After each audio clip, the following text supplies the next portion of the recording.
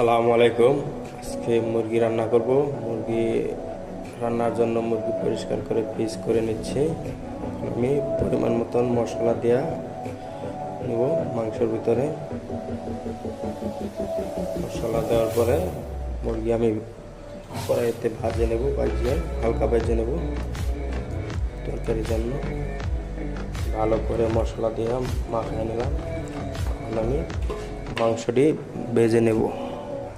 পরিমাণ মতন তেল দিয়ে দিলাম, হালকা পরিমাণ লবণ দিয়ে দিলাম যাতে মাংসটা না লাগে যায়। মাংস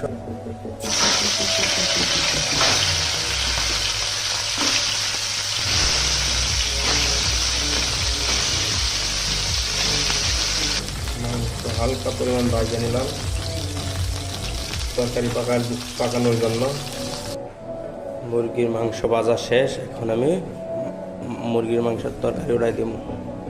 মুরগি রান্নার জন্য পেঁয়াজ দিয়ে দেব।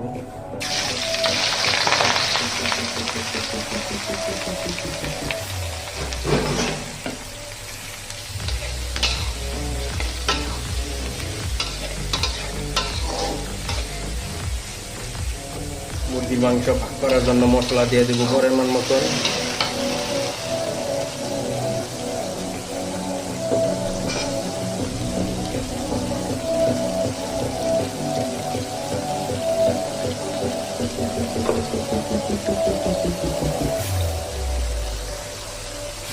মশলা দেওয়া শেষ, আদা রসুন দিয়ে দিলাম।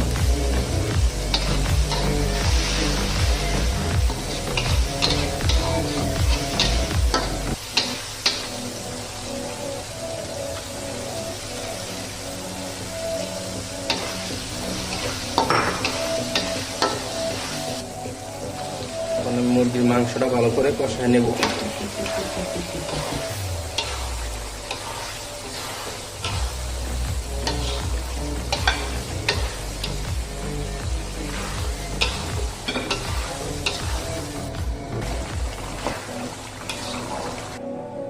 আমার মুরগির পাক শেষ, তরকারি রান্না শেষ। এখন আমি বাটি করে নেব।